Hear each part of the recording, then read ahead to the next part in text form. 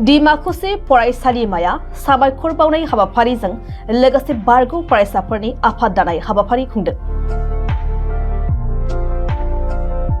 थांनाय 2002 मायथाइयावनो गायसनजानाय डिमाकुसि फरायसालिमाया साबायखर बावनाय हाबाफारिया मैया गाजा गोमजायै खुंफुंजालांबाय।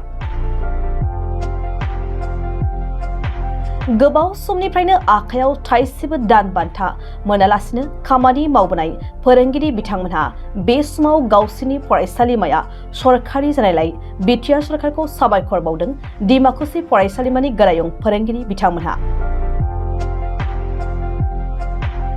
उदालगुरि जिल्लानि बेरगाव बियाबनि सिङाव थानाय डिमाकुसि फरायसालिमाया बिटिआर गोजोन गोरोबथानि 6.3 दफा बायदियै सरकारनि गनायथि बिलाइ मोननायखौ डिमाकुसि फरायसालिमाया बुंस'हायै गोजोननायखौ फोरमायदों। मख'नो गोनांदि दिनैनि बे डिमाकुसि फरायसालिमाया सरकारजों गनायथि बिलाइ मोननायखौ मदद होयो बिटिआर सरकार, दुलाराय बर' फरायसा आफाद, बर' थुनलाइ आफाद, बिटिआरनि मावफुं सोद्रोमा प्रमद बर' आरो आसामनि गिबि मन्थ्रि डक्टर हिमन्त बिश्व शर्मा बिथांमोननि गोख्रै खामानि मावनायावनो जाफुंसारो।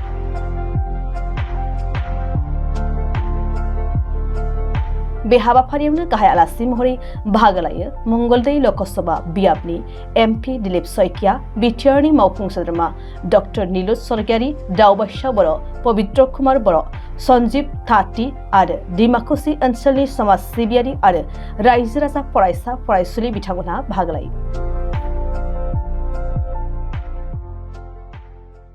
दा दिनै जोङो बिथां प्रमद बर' सारखौ लोगो मोनाखैब्लाबो जोङो गोजोननायखौ फोरमायदों आरो बिथांखौ जोङो जोंनि गोसो गोरबोनिफ्राय साबायखर बावहरदों।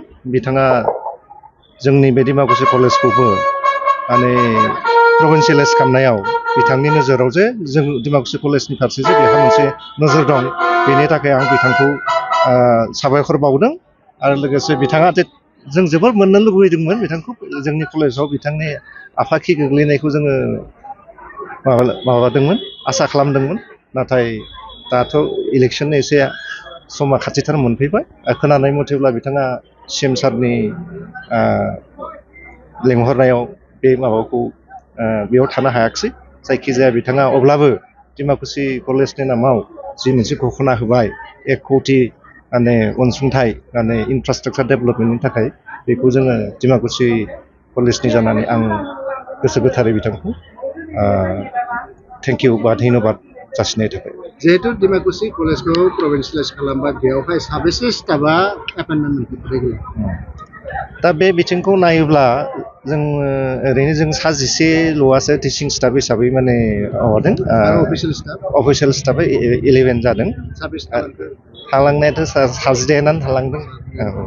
बे थालांनायखिनिखौ मा बुङो? बे थालांनायखिनिखौ बिथां प्रमद बर' सारा बुंदों जे माने बे थालांनायनि खारना मेइनआ जाहैबाय माने स्टुडेन्ट एनरलमेन्ट फाइनाल इयाराव माने 15 जन थाथारनांगौ। दा बे गैयैखाय बे थालांबाय खायफाया।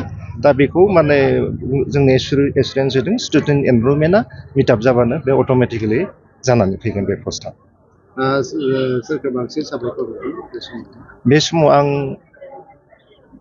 बिथां प्रमद बर' सारखौ आरो आसामनि गिबि मन्थ्रि हिमन्त बिश्व शर्मा बिथां सानैखौनो आङो बांसिनै साबायखर बावगोन।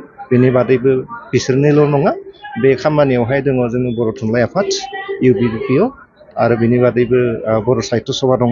दा बिसोरनो गासैनिबो कालेक्टिभ इफर्टआव बे नैबे माने डेभेलपमेन्टआ जानानै फैदों। बेनिखायनो बेनि माने क्रेडिटआ बिसोरनावबो थांदों।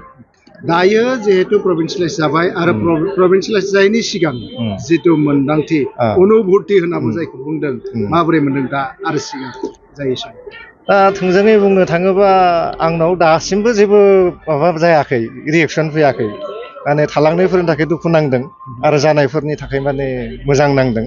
आरो जिहेतु कलेज मोनसेया प्रभिन्सियेलाइज जानांगौआ बहुत गिदिर बाथ्रा, आरो बे प्रभिन्सियेलाइज जाबाय, बेनो माने बेखौनो साननानै एसे सन्तुष्ट लानांगोन आरो।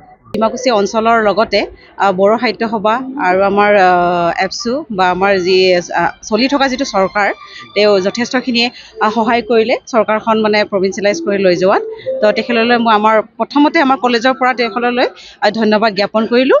আৰু লগতে আহি থকা দিনবোৰতো যেন যিবিলাক ৰৈ গৈছে পষ্টবিলাক সেইবিলাকো যেন হ'ব বুলি আমি আশা কৰোঁ আৰু সেইটোৱে আশাবাদী আৰু আমি সকলো বহুখিনি কলেজ থাকি গ'ল তেওঁলোকৰ কাৰণে বহুখিনি কলেজ থাকি গ'ল ন' ডাউট তথাপিও মানে আমি প্ৰমোদ বড়ো ছাৰলৈ এইটোৱে আমি মানে অনুৰোধ কৰিছোঁ যাতে তেওঁলোককো মানে সেই ছেকেণ্ড ফেজত তেওঁলোককো যাতে লৈ যোৱাৰ কাৰণে মানে প্ৰচেষ্টা এটা কৰক বা নিয়ক আৰু যিবিলাক কলেজ প্ৰভিঞ্চিয়েলাইজ হৈছে তেওঁলোকৰো বহুখিনি পষ্টবিলাক থাকি গৈছে তো তেওঁলোকৰো পষ্টবিলাক মানে সোনকালে মানে পূৰণ কৰিব বুলি আমি আশাবাদী 6.3 দফাৰে যিহেতু সন্নিৱিষ্ট আছে বিটিআৰ চুক্তিত তেনে ক্ষেত্ৰত ৰূপায়ণ ক্ষেত্ৰত মানে সম্পূৰ্ণ হোৱা বুলি ভাবে নেকি আপুনি